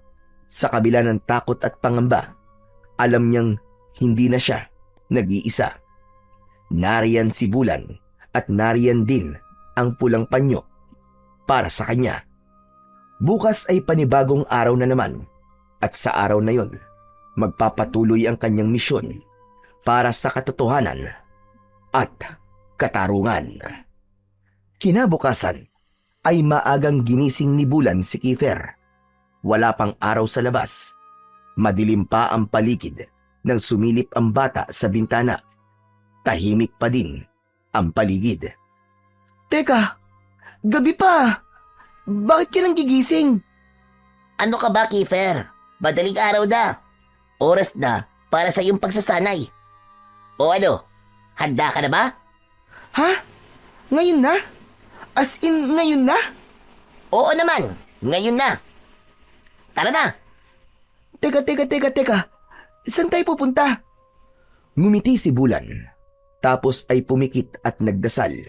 Biglang may lumitaw na malaking bilog sa harap nila. Para itong isang malaking pinto na walang sarado. Sa loob ng bilog ay may makikitang parang usok na gumagalaw. Paikot-ikot. Hindi ito basta-basta. Dahil kapag tumingin ka sa loob, makikita mong may ibang lugar sa kabila. Iba ang itsura ng lugar na yon. Madilim, pero may liwanag sa gitna. Para bang may apoy na kulay asul na nagbibigay liwanag sa buong paligid. Kita rin ang mga anino ng malalaking bundok at mga puno. May kakaiba ring tunog na maririnig. Natigilan si Kiefer. Hindi siya makapaniwala sa kanyang mga nakikita. Ano to, Bulan? Lagusan ito, Kiefer. Dito dumadaan ang mga tulad ko para makarating sa kabilang mundo. Hindi to para sa mga karaniwang tao. Pero dahil ikaw ang tagapagbana ng panyo, makakapasok ka. Sa kabilang mundo? Oo, diyan ka magsasanay. Mas maraming alam ang mga nilalang doon pagdating sa laban kontra kasamaan. May mga tutulong sa atin. May mga sandata kang pwedeng makuha. Pero baka mamatay naman ako dyan o kaya hindi na ako makabalik. Huminga ng malalim si Kiefer. Kinakabahan siya, pero ramdam din niya ang pananabik. Gusto niyang matuto. Gusto niyang maging handa at biyasa. Huwag kang matakot. Ano ka ba naman? Ako ang gabay mo. Kasama mo ko. Sabay silang humakbang, papasok sa bilog. Habang tumatawid, naramdaman ni Kiefer ang kakaibang sensasyon. Parang sabay na lamig at init ang bumalot sa kanyang buong katawan. Napapikit siya sandali at sa kanyang pagdilat, laking gulat niya na nasa ibang lugar na siya. Ibang-iba ang paligid. May mga bahay kubo, maraming punong kahoy, at tahimik ang kapaligiran. Sa di kalayuan, may mga batang naglalaro at mga babaeng naglalaba sa tabi ng ilog. Nasaan tayo, Bulan? Para tayong nasa lumang panahon na. Tama ka dyan. Hindi ka nagkakamali. Nasa lumang panahon nga tayo. Isa tong ilusyon ng nakaraan. Ano? Ilusyon? Ibig sabihin, hindi totoo ang mga nakikita ko, ganun ba? Totoo ang lahat ng mga nakikita mo rito. Teka, nililito mo naman ako eh. Hayaan mo na nga. Mabuti pa ay tara na. Kanina pa tayo hinihintay ng lolo mo. Si Lolo? Nandito si Lolo? Ngumiti si Bulan. Nagsimula na itong maglakad at nakasunod sa kanya si Kiefer. Maya-maya pa ay may isang lalaking sumalubong sa kanila. Matipuno ang katawan niya, may balbas at konting bigote. Mapungay din ang kanyang mga mata. Nakasuot ito ng puting kamiseta de chino na medyo kupas na ang kulay. Nakabukas pa ang 3 butones sa itaas. Ang pantalon niyang suot ay marami ng mantsa at may kaunting dumi o putik sa may laylayan na tinernuhan ng pudpud na tsinelas na goma. Napansin kagad ni Kiefer ang pulang panyo na nakatali sa ulo ng lalaki. Katulad yon ng suot niyang panyo. Tumigil ang lalaki sa harap nila. Maligayang pagdating. Ako, si Mang Kepweng. Nanlaki ang mga mata ni Kiefer. Hindi siya makapaniwala sa kanyang narinig. Napahawak siyang bigla sa panyo na nasa kanyang ulo. Ikaw po yung madalas na ikwento ng lolo ko. Ikaw po ba talaga si Mang Kepweng? Oo, apo. Ako ang orihinal na tagapangalaga ng pulang panyo. Masaya kong nakilala kita. Ikaw ang bagong tagapagbana. Pero bago ko tuluyang ipagkaloob sa iyo ang buong kapangyarihan ng panyo, kailangan mo munang magsanay. Kailangan mo munang matuto dahil hindi biro ang kakaharapin mong mga panganib. O paano? Aalis na muna ako, Kiefer, ha? Galingan mo, ha? Teka, saan ka pupunta, Bulan? Ba't mo ko iiwan sa lalaking to? Hindi lang ako basta lalaki, Kiefer. Ako ang lolo ng lolo mo. Magtiwala ka lang. Hindi ka niya sasaktan. O sige na. Kailangan ko munang bumalik sa amin Magpapahinga lang ako. Bye-bye! Ano? May oras ka pa talaga magpahinga ah? Siyempre naman. Saka, wala naman akong gagawin dito eh. Babalik ako kapag okay ka na at kapag kailangan na nating umuwi. Wala nang nagawa si Kiefer, kundi ang tumango na lang. Bagamat may kaba sa kanyang dibdib, bigla na lamang lumiwanag ang katawan ni Bulan at parang unti-unting naging alikabok. Teka lang! Teka lang, Bulan! Pero huli na, tuluyan nang naglaho si Bulan na parang bula. Ano yun? Ang galing naman nun. Parang magic ah.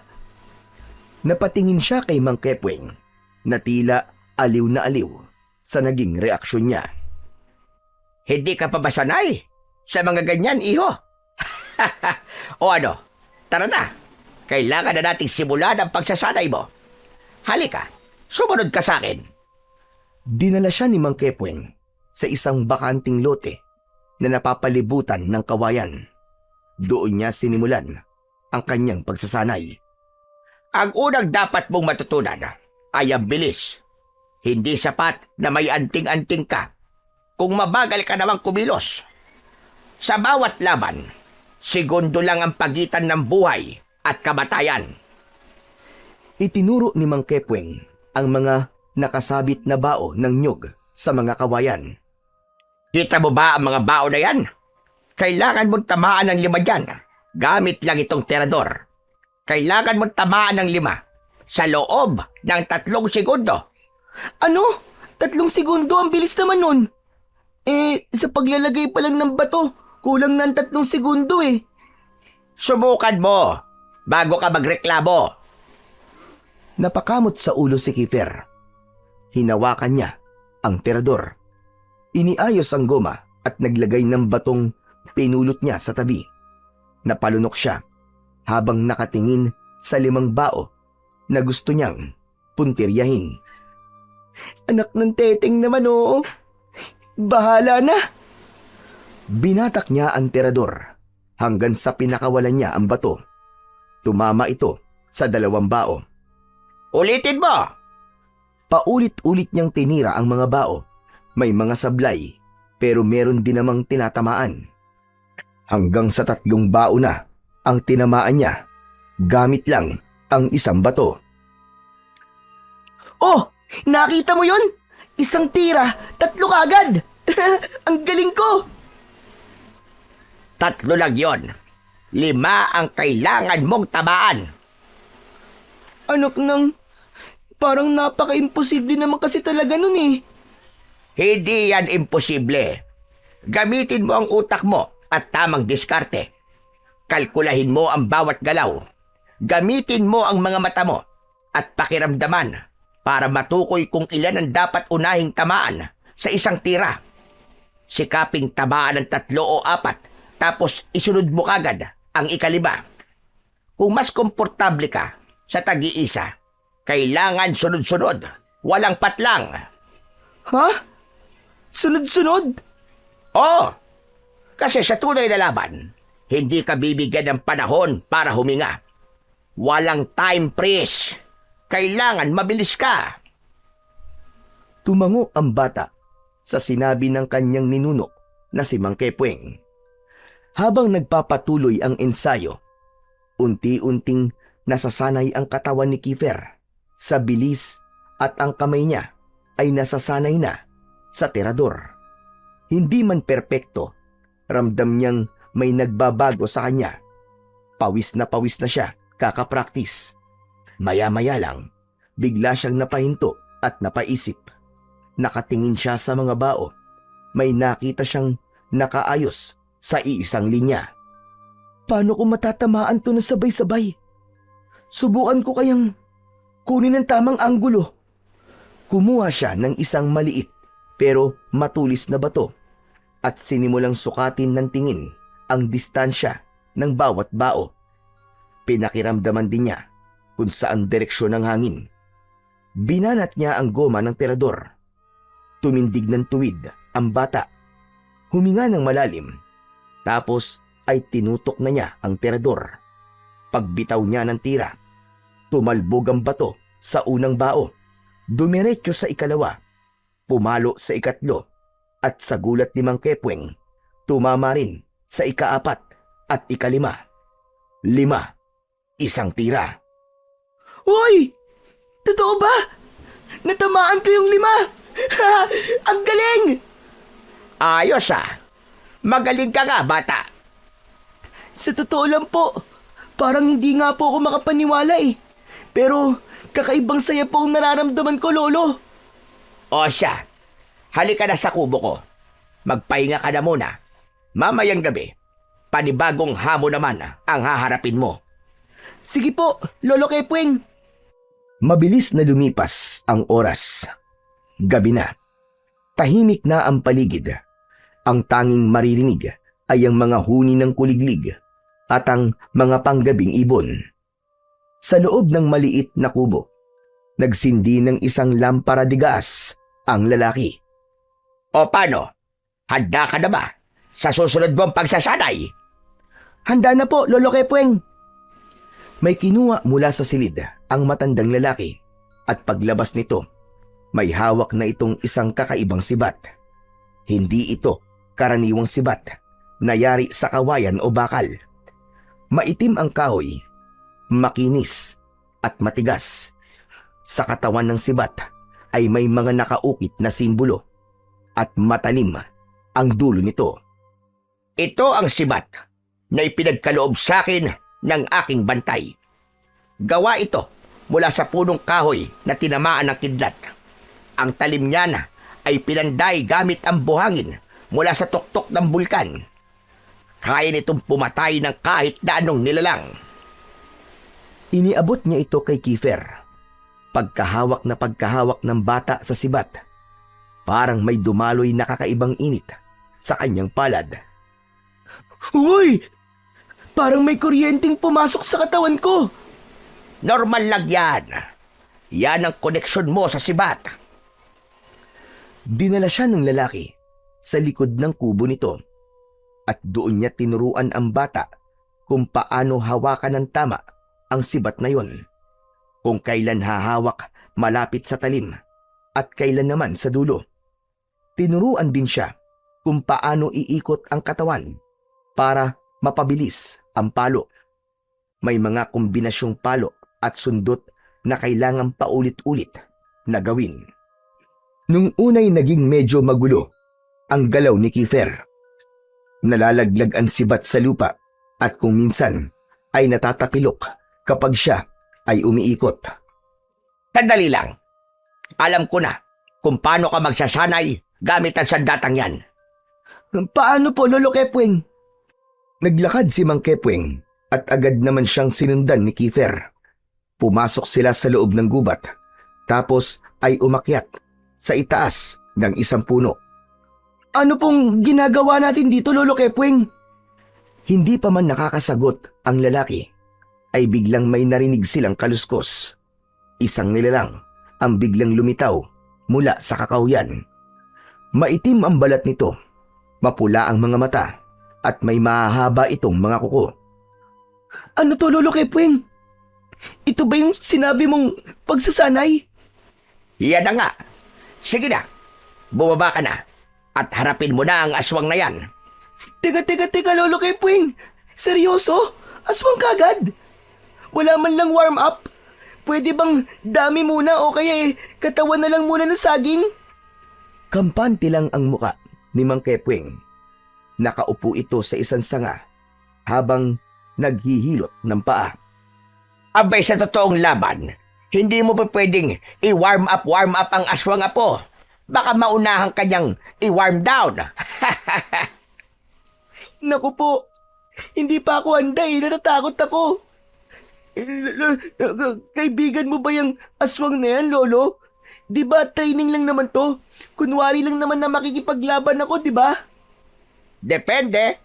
Kung mabait siya, baka sakaling magyakapan na lang kayong dalawa. Pero kung gutom siya, baka gawin kanyang hapunan kung di mo siya lalabanan. Si Lolo naman Sige na, bumaba ka na. Anak ng 7 kagaw naman, oo. Bahala na si Batman. Mabilis na bumaba si Kiefer at hinarap ang aswang. Hawak ang kanyang sibat. Mabilis na sumugod ang aswang. Tinamaan ng matutulis nitong kuko ang balikat ng bata. Napaatras siya habang hawak ang balikat na may sugat. Napalunok si Kiefer. Ramdam niya ang hapdi at kirot nun. Parang may apoy na banayad na kumakalat sa balat niya. Nangilid ang luha sa kanyang mga mata pero pinigilan niya. Muli siyang napaatras nang makitang papalapit na naman ang aswang sa kanya. Hala, ayun na naman siya. Teka lang, hindi pa ako ready. Time out muna. Wala bang referee dito, Lolo? Wala kang referee sa gubat, iho. Gamitin mo ang mga natutunan mo. Subukan mong gamitin ang sibat. Halabira! Napatitig ang bata sa hawak niyang sandata. Parang may munting init itong ibinibigay sa katawan niya. Naramdaman niyang humupa ng bagya ang hapdi sa sugat niya. Hoy! Pangit na aswang! Kahit masakit ang balikat ko, hindi ako susuko! Bahala ka dyan! Kumapit siya ng maigpit sa sibat. Huminga siya ng malalim at hinarap ng may tapang ang halimaw. Pinaikot niya ang sibat sa harap niya. Sundan mo ang kilos niya. Huwag mo siyang hahayaang mauna. Umikot ang bata. Nang makakita ng pagkakataon, sumugod siya at tinusok ang aswang sa tagiliran. Umungol ito dahil sa sakit. Pilit itong umatake muli. Pero naipalo ni Kiefer ang sibat sa mukha nito. Pagkatapos ay tinutok niya ang dulo ng sibat sa leeg ng nilalang at itinulak ng malakas. Tumilapo ng aswang, tapos ay bigla itong napaligiran ng usok hanggang sa bigla na lamang nawala. Ayos! Hindi na masama para sa unang laban. Hanga ako sa tibay ng loob mo, bata. Magaling! Tumingin si Kiefer sa mapagmatsyag na mga mata ni Mang Kepweng. Kahit nanginginig pa, tumango siya. Muling humigpit ang hawak niya sa sibat. Isang bagay ang napagtanto niya ng gabing yun. Wala nang atrasan. Pagkalipas ng ilang linggong pagsasanay, napansin ni Kiefer ang unti-unting pagbabago sa kanyang sarili. Mas mabilis na ang kanyang mga reflekses. Nasanay na rin siya sa paghawak ng sibat at naramdaman niyang lumakas na din ang kanyang pangangatawan. Isang umaga, nang matapos silang kumain ng matanda, ay biglang lumitaw si Bulan. O ano na? Kumusta ka na? Panahon na, Kiefer. Babalik na tayo. Hindi agad nakaimik si Kiefer. Para bang may biglang bumara sa kanyang lalamunan. Tumingin siya kay Mang Kepweng na noon ay tahimik lamang na nakaupo habang sinisip-sip ang mainit na kape. Napayuko ang bata. Hindi siya makapaniwalang ganun kabilis ang pagdating ng araw ng kanilang paghihiwalay. Ang bilis naman po, Lolo Kepweng. Parang ayoko pa pong umalis. Napakagat siya sa labi. Hindi niya na mapigilang maiyak. Ibinaba niya ang ulo at mahigpit na niyakap ang kanyang lolo. Lolo Kepweng! Maraming salamat po. Hindi ko po kayo makakalimutan kahit kailan. Pagbitaw niya sa yakap, tumingala siya. Pinunasan ng luha at dahan-dahang tumayo. Tumabi siya kay Bulan. Handa na siyang harapin ang bagong tungkulin. Hindi na lang siya yung batang ginagaya lang lahat ng ginagawa ni Lolo Ador. Ngayon, nasa balikat niya na ang buong responsibilidad. Sandali lang. Dalhin mo na tong sandatang sibat. Regalo ko sa iyo yan, apo. Po? Talaga po, Lolo Kepweng? Pero, di ba ang sabi niyo po galing po to sa gabay niyo? Ayos lang yan. Iyon na. Pero tandaan mo, mas magiging mabisa yan kung pagsasamahin mo ang kapangyarihan ng pulang panyo at ang galing mo sa sibat. Mas lalakas ka. Mas magiging makapangyarihan. Kaya mong ipagtanggol ang mga nangangailangan. O paano, Kiefer? Oras na. Mang Kepweng, kailangan niyo na pong magpaalam sa isa't isa. Sandali lang. May ibibigay pa ako sa aking apo. Heto, kunin mo, apo. Ano po ito, Lolo? Isang pares ng guwantes na gawa sa bakal. Isuot mo bilang proteksyon mo.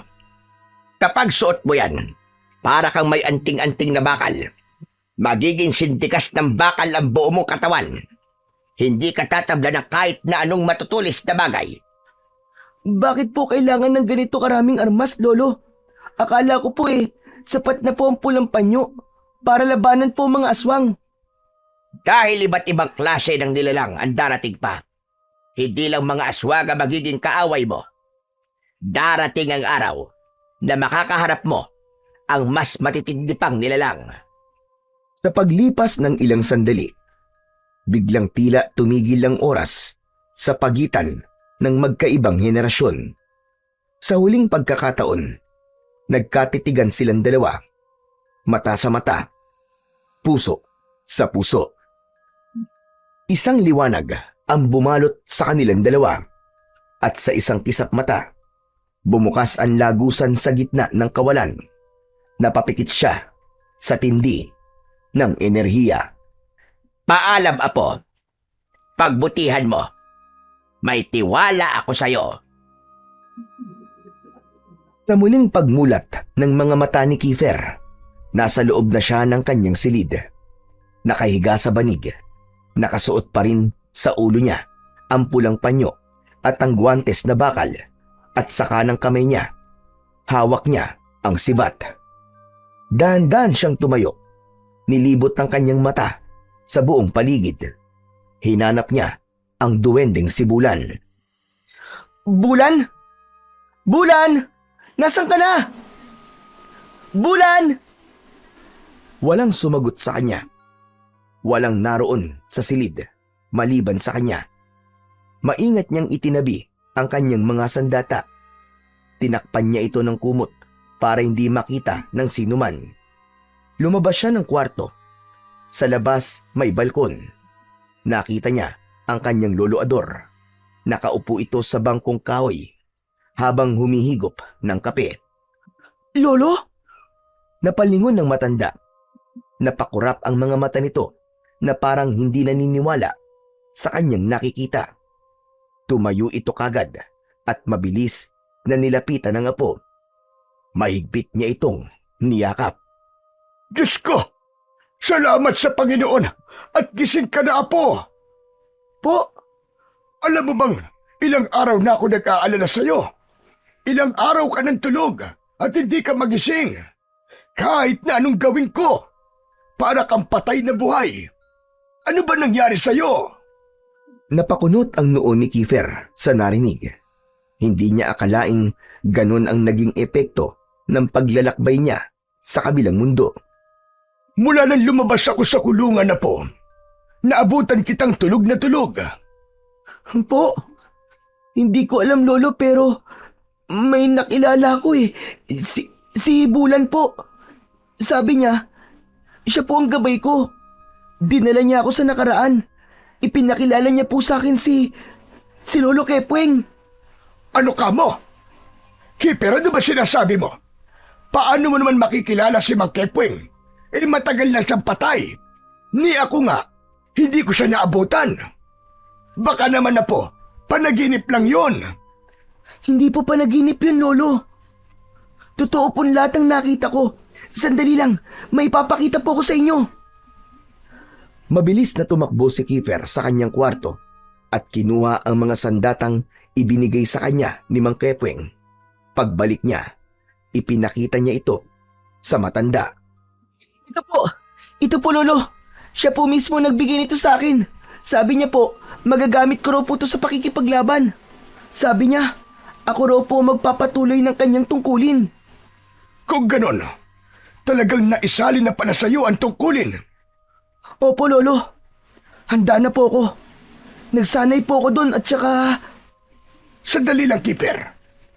Kailangan mong malaman, habang natutulog ka at nasa ibang dimensyon, umatake na mga aswang dito sa baryo. Po, ano pong ibig niyo sabihin? May 3 pamilya na inatake. Isa sa kanila, ang pamilya ni Aling Marta. Wala ni isa ang nakaligtas. May mga pinaslang na bata, matanda. Wala silang awa. Nilapa nila mga bangkay ng kanilang biktima. At may ilan pang nawawala hanggang sa ngayon. Nanlamig si Kiefer sa kanyang mga narinig sa kanyang lolo. Napaupo siya sa tabi nito. Kung ganun po huli na po ako. Hindi pa, Apo. Nagsisimula pa lamang sila. Kumalat na ang takot sa buong baryo. At ang mga tao, nawawala na ng tiwala sa otoridad. At ang bawat gabi ay nagiging bangungot sa bawat isang tao na naninirahan dito. Hinaplos ni Kiefer ang kanyang panyo sa ulo. Ako na po ang bahala, Lolo. Magbabayad po ang mga aswang na yun sa panggugulo sa baryo natin. Haharapin ko po silang lahat at papatayin. Yan! Yan ang gusto kong marinig, Apo. Hindi ako uurong, Lolo. Ipinangako ko po kay Lolo Kepweng at sa sarili ko na ipagtatanggol ko po ang baryong to kahit na anong mangyari.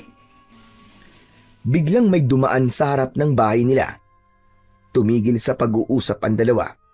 Si Janong, mabagal ang lakad nito pero may mabigat na presensya.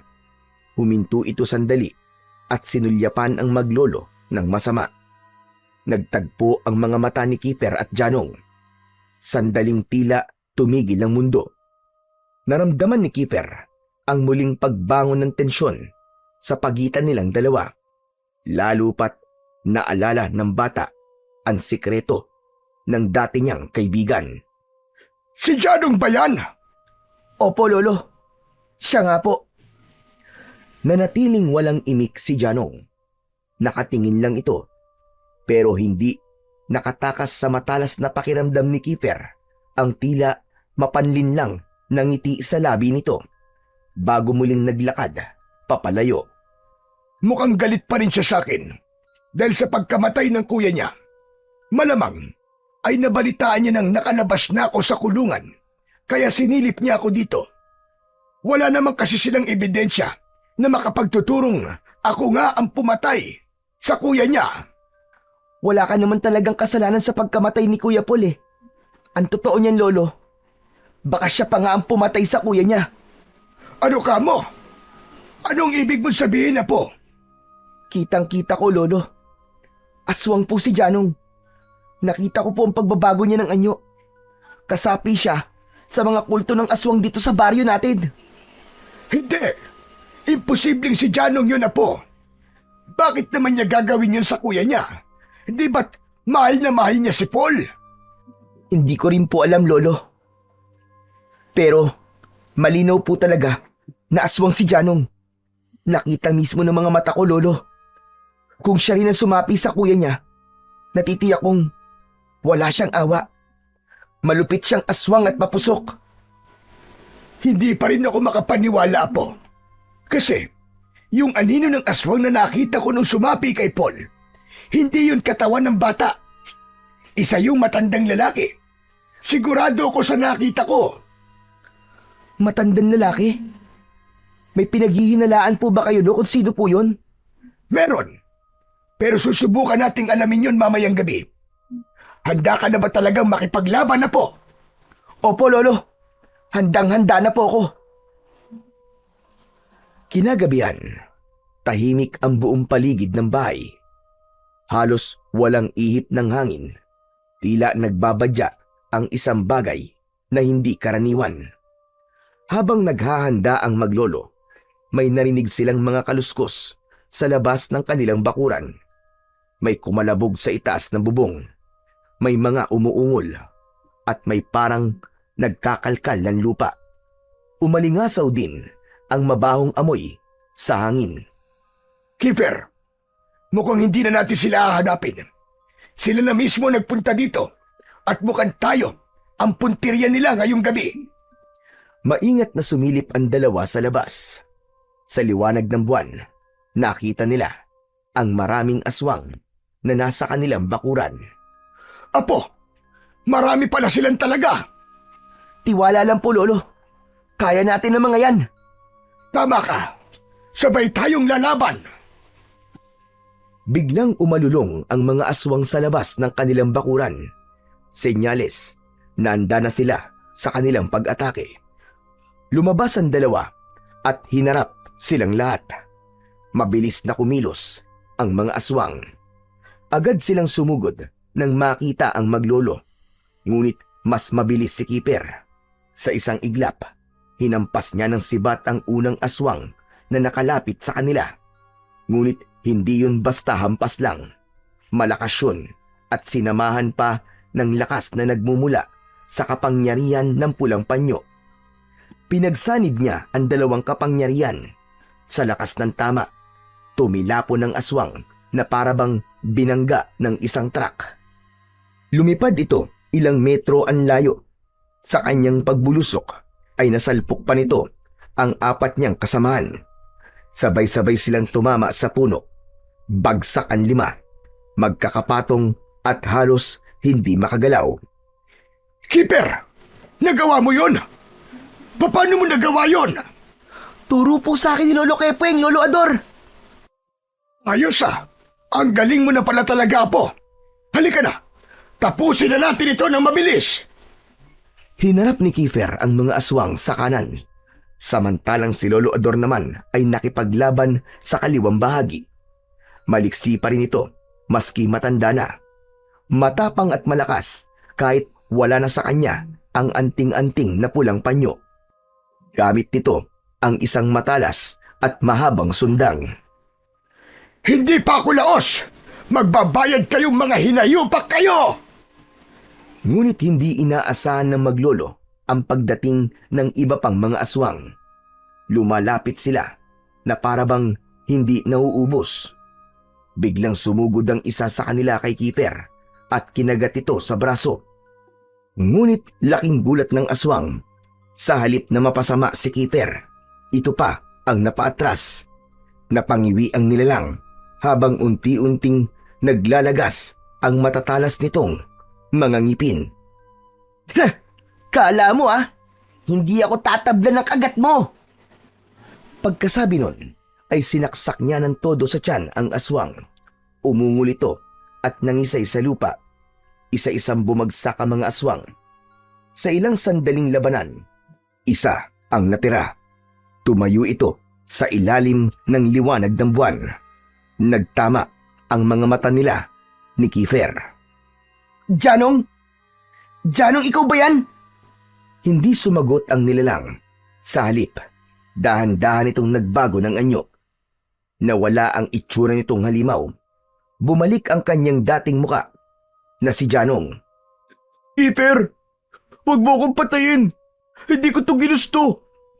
Nahawa lang ako katulad ni Kuya Paul. Wala akong magawa. Ginamit nila ako. Janong, maawa ka sa akin. Ayoko pa mamatay. Gusto ko magbago. Gusto ko matanggal ang laso na to sa katawan ko. Tulungan mo ako, Keeper. Tulungan niyo ako, Lolo Ador. Sandaling pumikit si Keefer. Naramdaman niya ang awa sa dati niyang kaibigan. Naisip niyang baka nga pwede pa itong iligtas. Lumapit siya dito. Ipinatong ang kanyang mga kamay sa balikat nito. Pero bigla siya nitong sinunggaban. Tinangka siya nitong kagatin sa leeg. Ngunit tulad ng inaasahan, hindi ito tumalab sa balat ng batang albularyo. Traidor ka! Traidor ka, Janong! Sa isang iglap, itinulak niya ito at buong lakas na itinarak ang sibat sa dibdib ni Janong. Napahiga ito sa lupa at biglang nangisay. Unti-unting bumalot sa katawan nito ang maitim na usok. Ngunit bago tuluyang masunog, nagbago ito muli ng anyo. Hindi na si Janong. Ang katawan nito ay biglang namayat at kumulubot ng bagya. lumaki rin ang katawan nito. Kapitan Perdi! Unti-unti, ang katawan ng kapitan ay naging abo. Ganon din ang nangyari sa mga kasamahan nitong mga aswang. Ngunit bago pa man tangay ng hangin ng mga abo, ay may biglang sumulpot. Mga anino na may mahahabang sungay at may baluktot na mga galamay. Isa-isang sinagpang nila ang mga itim na kaluluwang umahon mula sa abo ng mga aswang. Hinigop yun ng mga nilalang. Nang matapos ay bigla na lang silang nawala. Ang tanging naiwan ay ang malalakas at malalalim na ungol. Ilang sandali pa, bumalik na ang katahimikan. Nagkatinginan ang maglolo. Lolo Ador, tapos na po ba? Wala na po ba? Sa palagay ko ay oo. Hindi si Janong yung aswang, Lolo. Ginaya lang siya, Lolo. Kaya pala, hindi tugmaan nakita mong anino. Hindi bata. Matanda siyang talaga. Si Kapitan, siya ang totoong leader ng mga aswang. Kung ganoon ay nasan siya, Apo? Nasan si Janong? Mukhang alam ko na po kung nasan sila, Lolo. Tahimik at maingat na gumalaw ang maglolo patungo sa sagingan ni Kapitan. Pagdating nila doon, ay wala silang nakitang palatandaan na may tao. Ngunit naroon pa rin ang altar ng kulto. Nilampasan nila yon at tinungo ang dulong bahagi ng sagingan. Nakita nila doon ang isang kamalig. Paglapit nila, nakita nilang nakasarado ito at may malaking kandado. Gamit ang lakas na nagmumula sa pulang panyo, sinira ito ni Kiefer. Pagbukas ng pinto, tumambad sa kanila ang isang nakapanlulumong tanawin. Naroon ng mga taong naulat na nawawala sa kanilang baryo. Halos hindi na makilala ang iba. Payat, marumi, at ang iba ay wala ng malay. Diyos ko! Mabagin langit! May ilan sa mga biktima ay may marka ng kagat. May sugat at karamihan sa kanila ay nakatali at may busal sa bibig.